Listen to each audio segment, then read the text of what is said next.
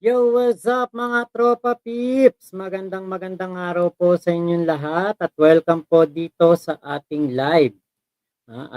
Ito po yung ating continuation sa ginaganap po na hearing sa Kongreso patungkol po sa pagkakasangkot ni Digong at ang kanyang mga dating tauhan sa illegal na pulburon. Grabe pala ang ginawa ni Digong, ano? Kunwari ayaw sa droga pero yun pala, siya pala ang lord of all drug lords. Grabe pala ang nito, link ni Digong. Kasi nga po itong sila Michael Yang at ang napakarami pa po ng mga personalidad ng mga yung iba yung mga naging tauhan ni Digong, yung iba mga naging malapit kay Digong. Lalo na yung Parmali issue, talaga palang si Digong, kunwari lang yung war on drugs. Ang war on drugs niya, laban lang sa mga mahihirap, laban lang sa mga nakatsinelas. Pero ang totoo, ito pala ay ano lang, tawag dito, yung ano lang siya, style lang, ayun. Style lang, kunwari lang na na ayaw sa droga pero siya pala mismo ang pasimuno. Siya pala mismo ang talagang pumoprotekta sa mga titinda. Okay, so, puntahan po natin 'to.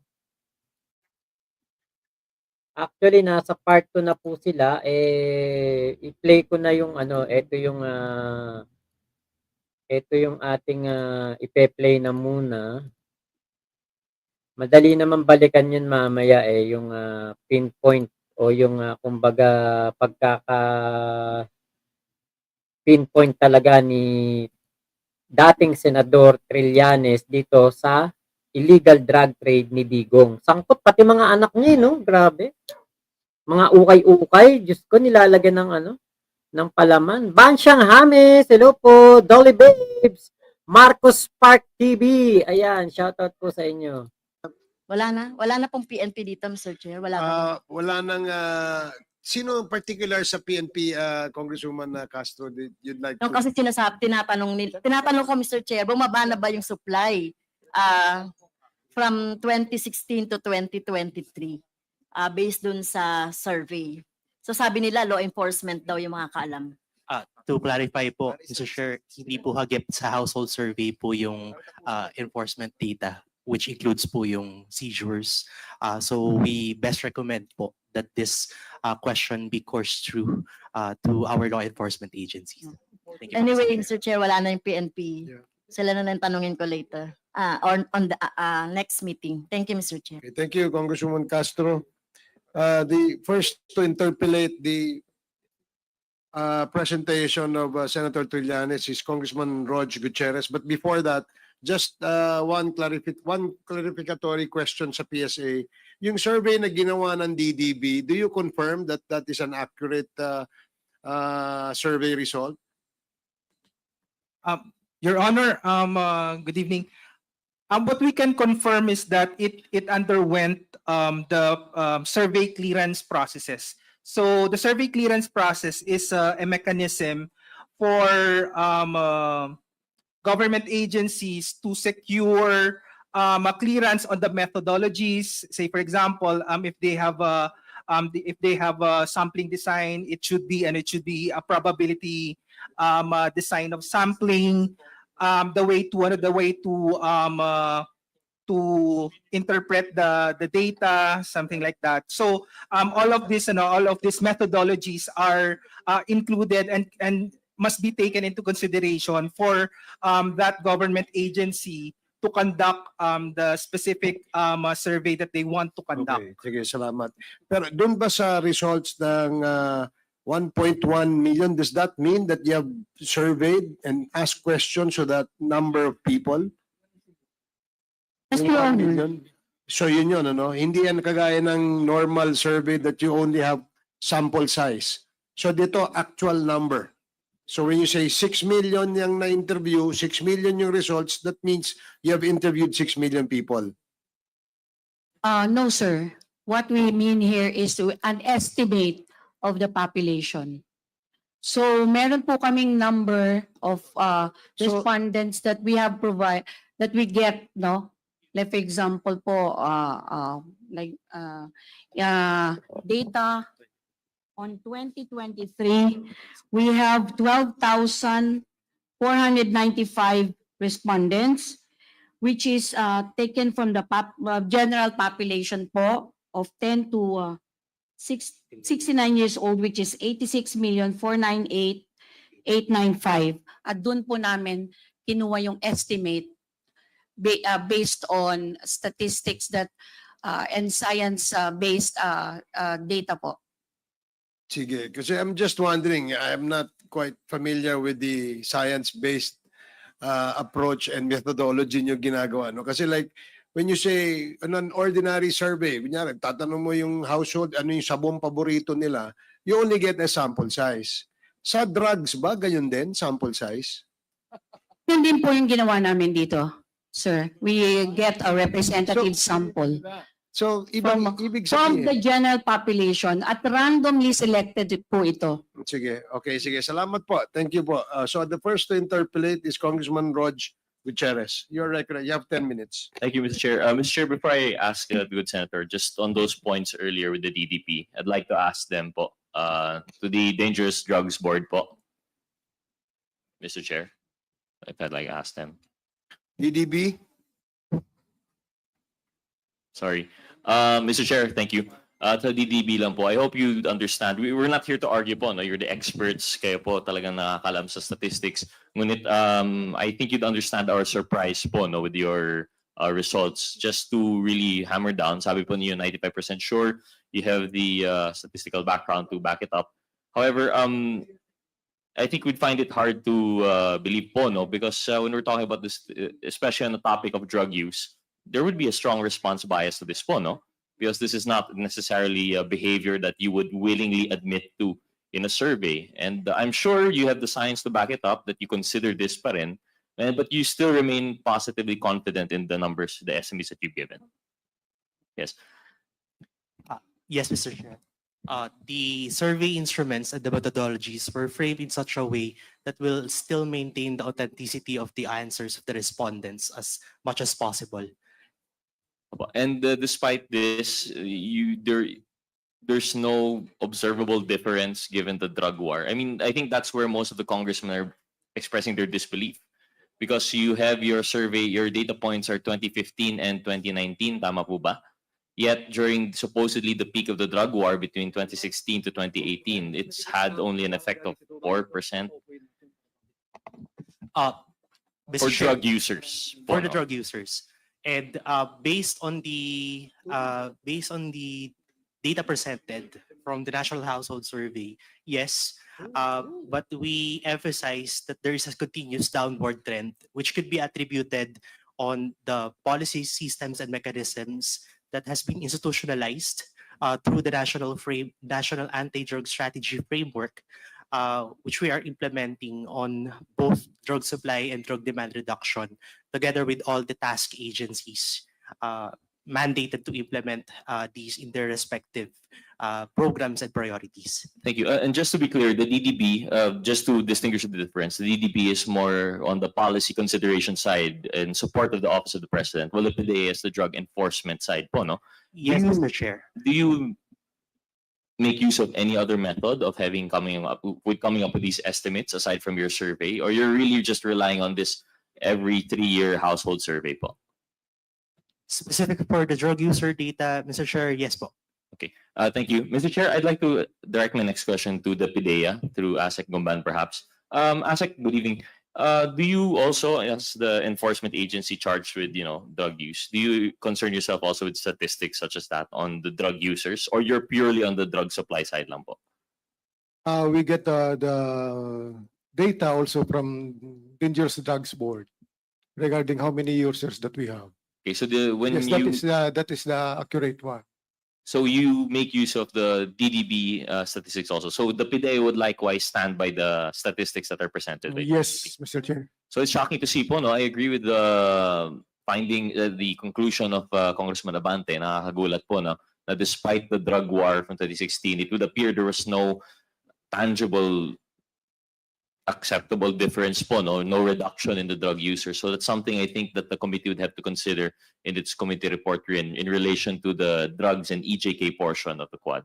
With that, Mr. Chair, thank you, DDB and PDEA. I'd like to now ask former Senator Trillanes regarding the presentation earlier. Senator, good evening po. Good evening, Um, Mr. Chairman. Mr. Chair, I'll make this short, just a few slides. I'm sure the other colleagues have some questions. Pero nabanggit po ni, just as a background po, no, former Senator Trillanes, can you give us a background of how you would be the right person to explain po yung Las Cañas affidavit? Because as we understand, of course, unfortunately, as much as we'd want to have Las Cañas present the affidavit himself, he's not around. What is your experience or relation po to Las Cañas that you would be presenting his testimony here tonight? When he was still in the country, kami po yung nag-provide sa kanya ng security and safe houses, no? Then ang ginawa ni nila Duterte and ng DOJ, they filed they fabricated cases against him para ma-issuean siya ng warrant at makulong siya, ma-silent siya. So by then, he was able to slip out of the country even before the warrant was issued, and we facilitated that, no? Kasi hindi pa naman siya fugitive, so we're still not breaking any laws. So we were able to do that at they made sure na ano pa, no? They followed through, kinancel po yung kanyang passport at pinasahan siya ng red notice sa Interpol. But by then nakapag-seek siya ng asylum somewhere. So yan po ang background nun. Then since kami po yung unang nag-file ng communication at sa ICC, meron po kaming coordination with them. We pass information with them, and hindi po yan unpatriotic, no?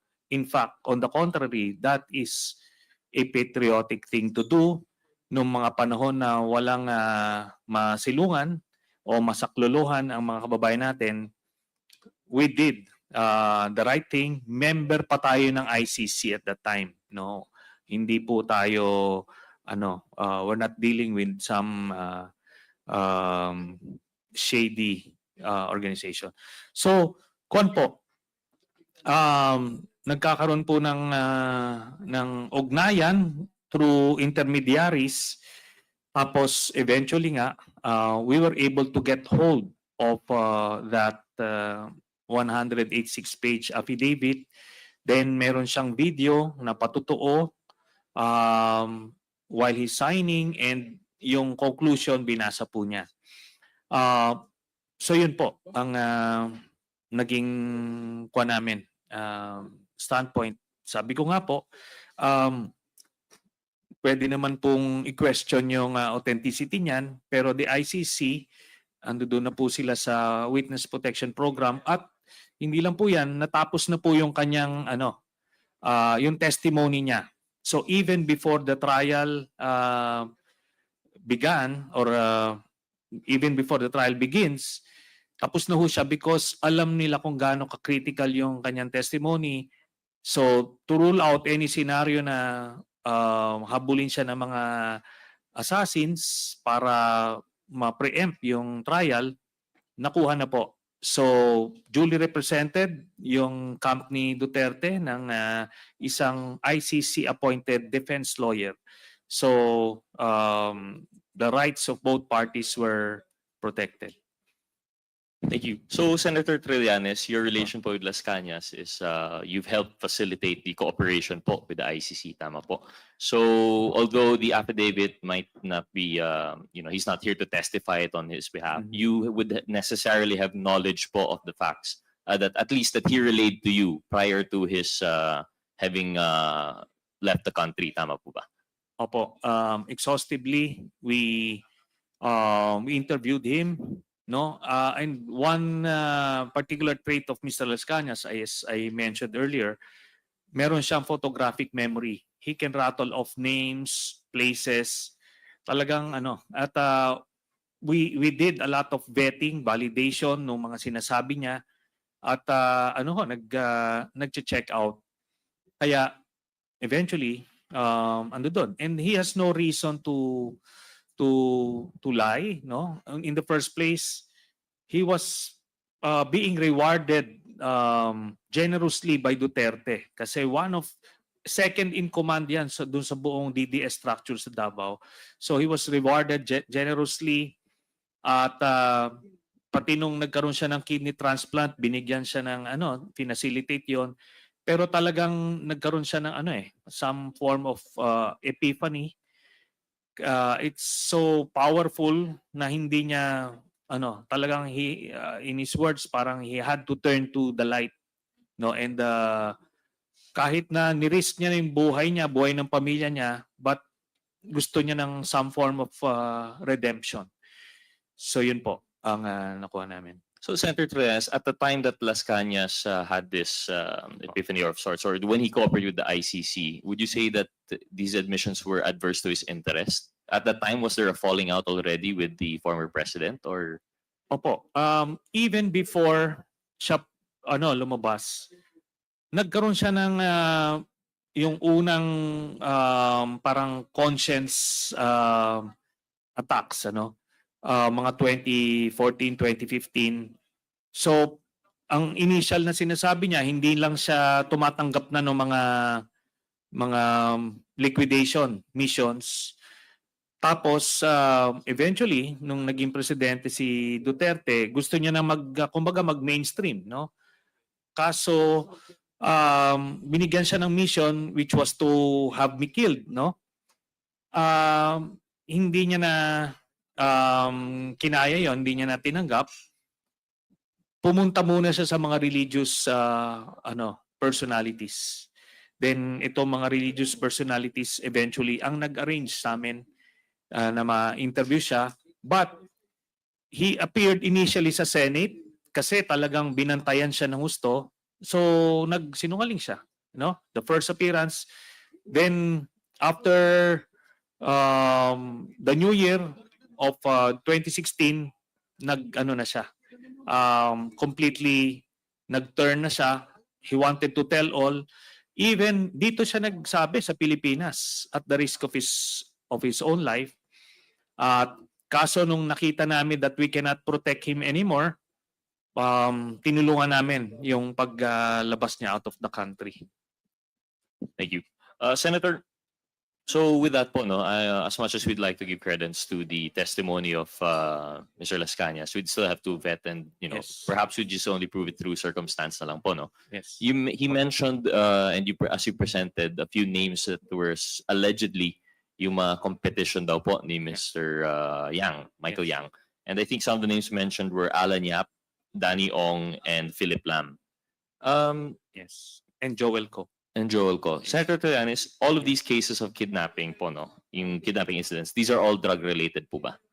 Yes. Ang ginagawa kasi sa kanila, parang yung dito sa testimony ni Colonel Garma, merong parallel structure. There is the regular police organization, then meron silang special operations group. Yan yon ang ito yung heinous crime investigation unit. So kaya ganon. So when they do the liquidations, wala na mag-iimbestiga kasi sila po yon, no? So binibigyan sila ng information, itong tao na ito ay drug pusher or drug dealer. So yun na yun. They will execute sila. So yun ang information sa kanya. Pero ang sinabi niya, dito sa apat na ito, pinagkakitaan pa nila. Binigyan sila ng authority na kidnapin muna, abduct, tapos kontakin yung pamilya para magkuha ng ransom para daw tumaas yung kanilang operational funds. Yes. Senator, would you know if these 4 cases were investigated? These were all in one locality po ba sa Davao? All in Davao City, Mr. Chairman. And sabi nga niya, lahat po ito nasa record.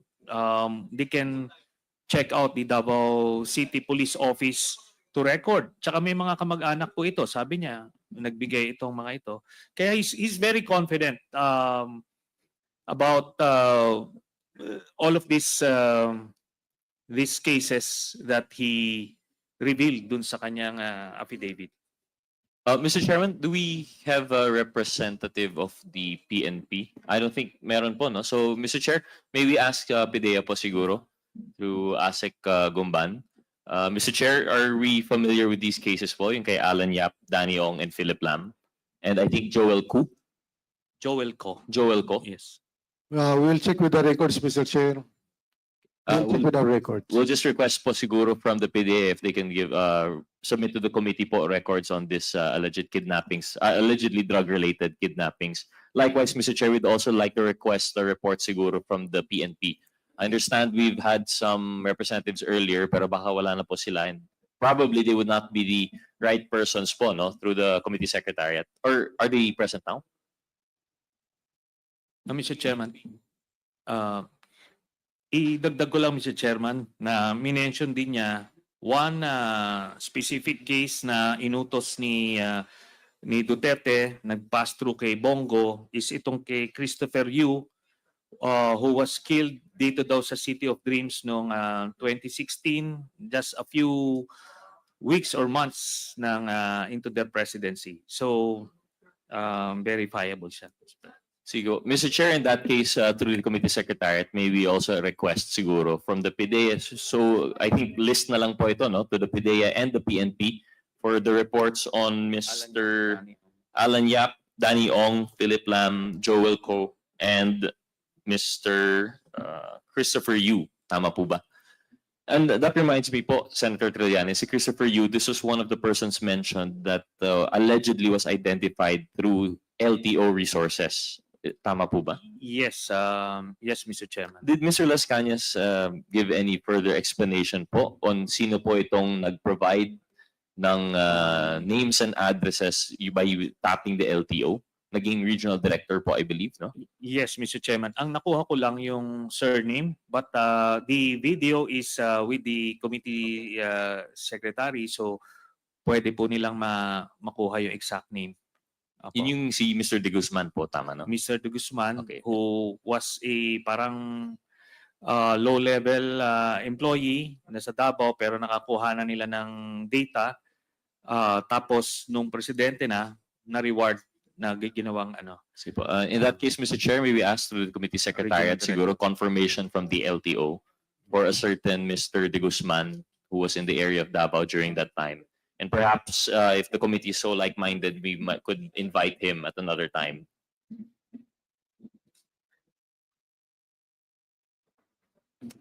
Mr. Chair, actually, another interesting thing that we've seen from the presentation of the good senator were the supposed killings and release po sa Dumoy raid. But I think we've had an extensive discussion on this already. I think we'll all be just waiting for the invitation of SPO for SPO for Carillo po, no? Yes. So I think we've already heard earlier na on the side of the PDEA, they've said nag-turn over sa BID.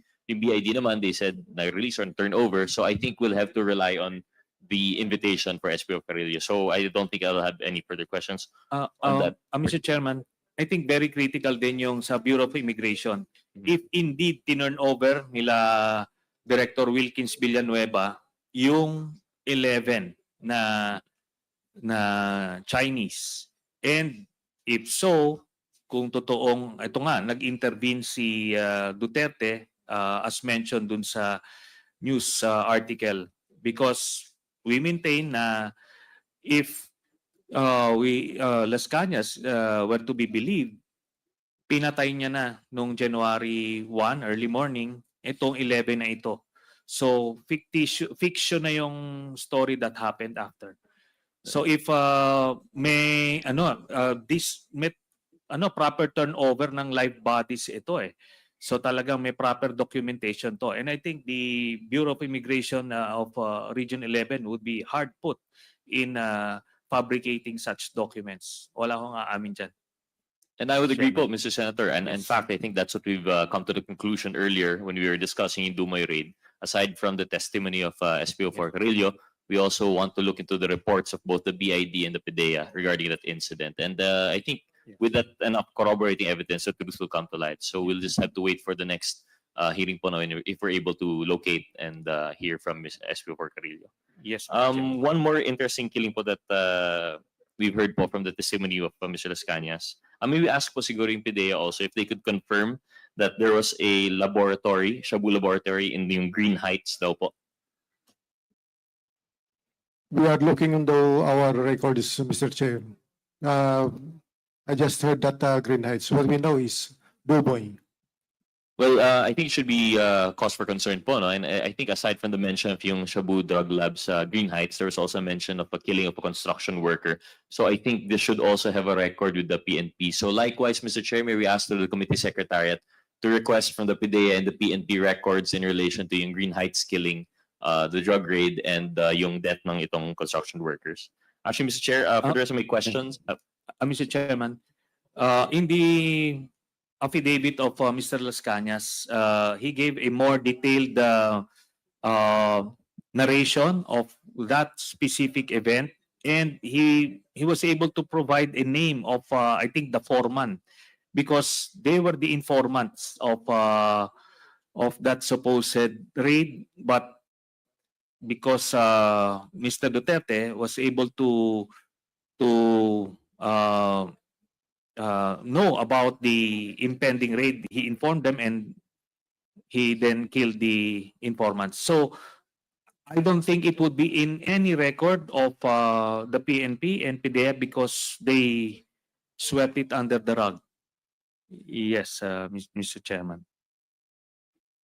thank you, Mr. Chair. But Yeah. thank you, Mr. Senator. But we have to exert efforts to have a final determination by the PNP and the PDEA. And if indeed there are no records, then we'll have to rely on other sources to confirm po, no? With that, Mr. Chair, I'll yield to other interpellators po.